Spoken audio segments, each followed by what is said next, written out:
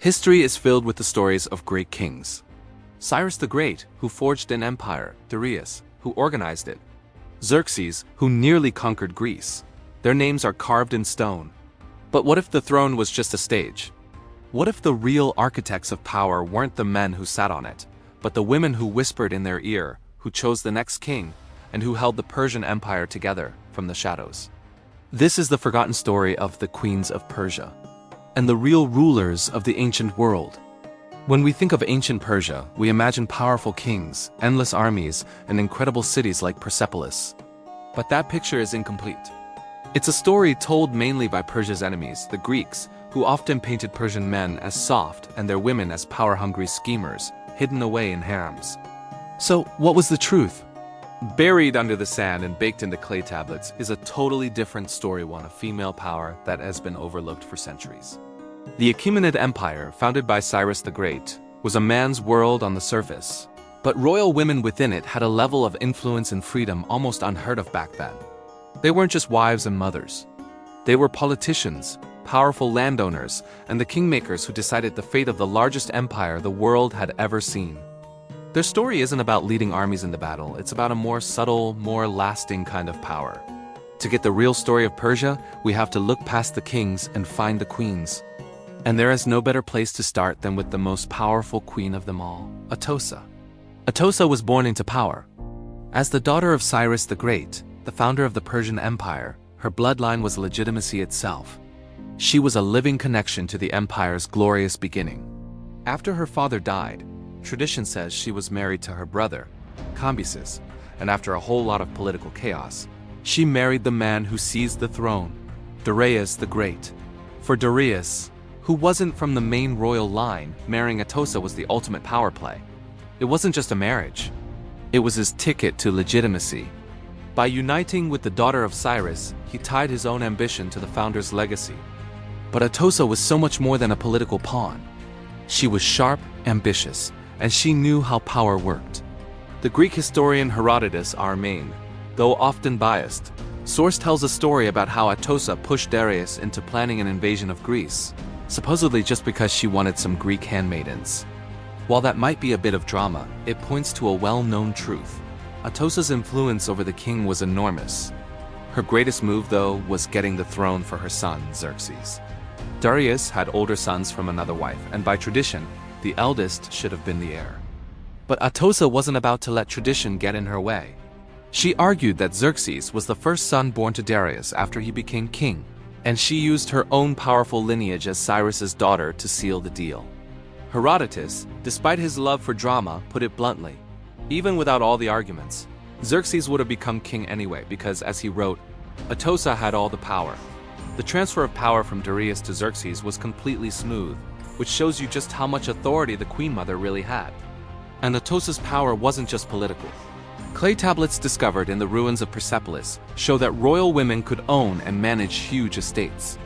Atossa had her own properties, with hundreds of workers and artisans. She had her own income and her own court, which was an incredible amount of economic freedom for any woman in the ancient world. She even held the title Lady, an honor so great it was said to have been previously reserved for a goddess, highlighting her unique and revered status. In Aeschylus's play The Persians, written just a few years after her death, Atossa is the central figure, a respected, powerful queen who acts as the conscience of the empire. She was, in every sense of the word, the queen mother, the hidden force who kept the dynasty stable. Centuries after Atossa, as the second great Persian dynasty, the Sassanid Empire, was falling apart, another incredible woman took the throne. But unlike Atossa, she didn't rule from the shadows. Her name was Purandokht, and she was one of the only women in Persian history to officially rule as a monarch in her own right. Also known as Boran, Purandokht inherited an empire in chaos.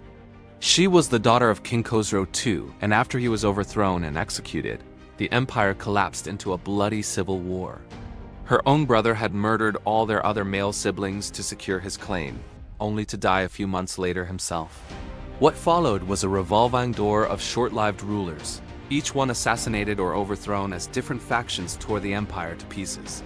In the middle of all this violence, the nobles turned to Purandokht. She and her sister were the last legitimate heirs of the Sassanid dynasty. In the year 629 CE, she was crowned Queen of Queens. Her reign was short, only about 2 years in total, but in that time she fought like hell to heal her broken empire. She lowered taxes, started rebuilding the country's infrastructure, and tried to create a just legal system. She knew that peace at home was impossible without peace abroad. So one of her first actions was to send diplomats to the Byzantine Empire, officially ending the devastating war her father had started. To reinforce her legitimacy, her coins were minted with the image of her father, a deliberate move to connect her rule back to the empire's glory days. But the factions that put her in power were too greedy and too divided. Despite her best efforts, she was briefly overthrown. After being restored to the throne, the real power was in the hands of her top general. The internal fighting raged on, and Pyrrhandoct was ultimately killed in the power struggles. Her story is a tragic a brief moment of smart, compassionate leadership in an age of darkness. But the very fact that she sat on the throne as a recognized female ruler challenges the whole idea of exclusively male rule in Persia. She proved that a woman could not only inherit power, but could also wield it with a vision for justice and peace. The stories of Atossa and Pyrrhandoct aren't just one-offs. They represent two ends of a long, often hidden tradition of female influence in Persia. And there were countless other royal women who shaped history in between. Take Statera, the wife of Darius III, the last king of the Achaemenid dynasty. She actually traveled with her husband on his military campaigns against Alexander the Great, which shows that women weren't just stuck in the palace but were right there at the center of major events. After she and her family were captured by Alexander, they were famously treated with great respect.